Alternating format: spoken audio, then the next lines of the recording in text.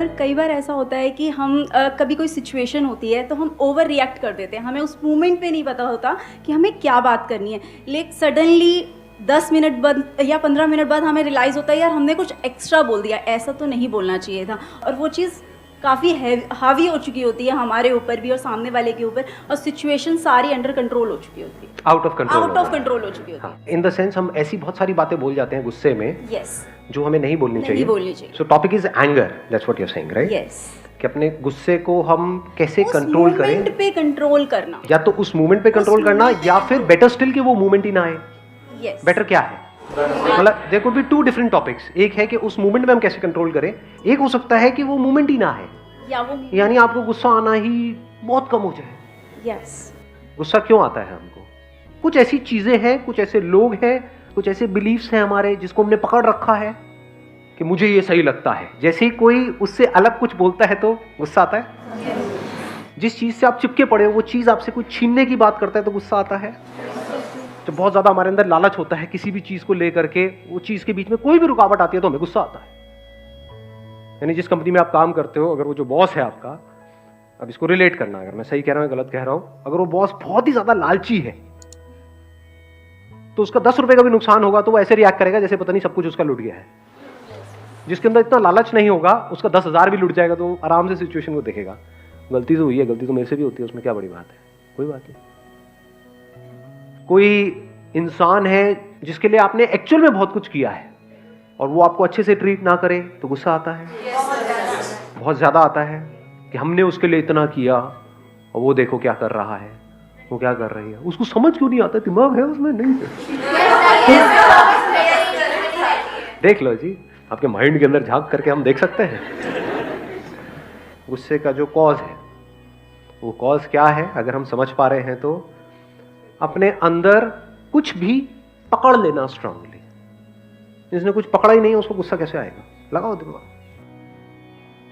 अगर मैंने अपनी जो इमेज है उसको बहुत सीरियसली पकड़ लिया है, अरे I am the Sandeep Maheshwari, ये वो, समझे? तो क्या होगा, जैसे ही आप में से कोई भी कुछ भी उल्टा बोलेगा मेरे बारे में तो क्या होगा, मेरी उस इमेज पे कोई भी हिट करेगा तो क्या होगा, गुस्सा आ जाएगा। लेकिन अगर उस इमेज को देख करके मुझे हंसी आती है तो चाहे आप मजाक उड़ाओ चाहे मैं मजाक उड़ाऊं इस बंदे का जिसको संदीप महेश्वरी कहते, कोई फर्क नहीं पड़ता।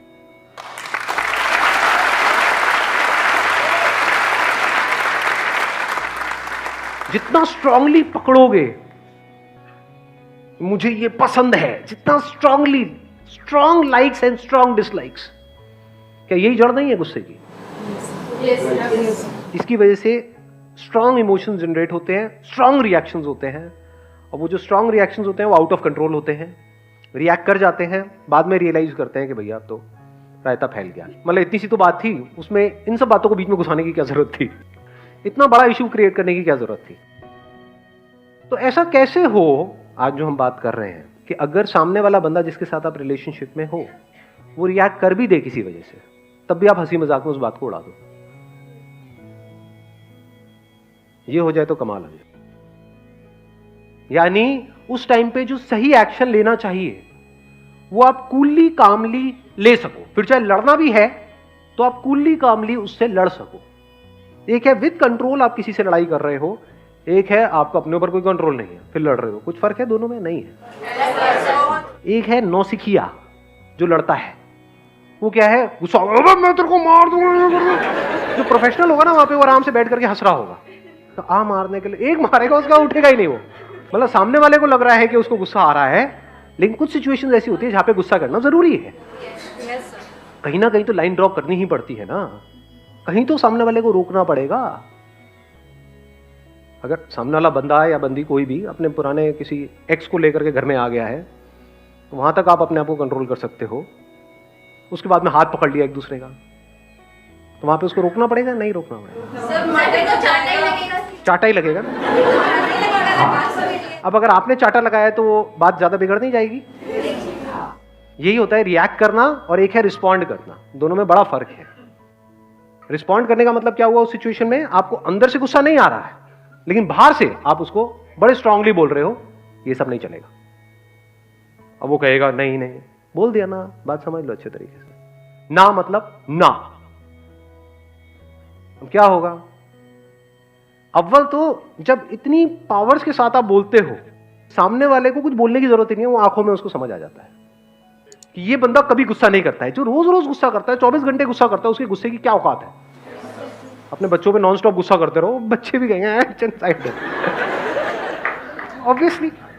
बट आप कभी गुस्सा नहीं करते और फिर आपको एकदम से गुस्सा आ जाए, महीनों में कभी एक बार एकदम से, और वो भी एक्चुअल में गुस्सा ना आए, क्योंकि एक्चुअल में गुस्सा आएगा तो महीनों में या सालों में एक बार नहीं आता है, वो तो फिर रोज आता है, हर बात पे आता है। यानी खांसी का कॉज अंदर पड़ा हुआ है, तो ऐसा हो सकता है कि खांसी ना आए? तो या तो खांसी आती रहेगी या बिल्कुल भी नहीं आएगी। और फिर जब आप गुस्सा नहीं करते हो और सबको पता है कि यार ये नहीं करते, उस टाइम पे अगर आप गुस्सा करते हो तो उस गुस्से की वैल्यू है, उस गुस्से में दम है।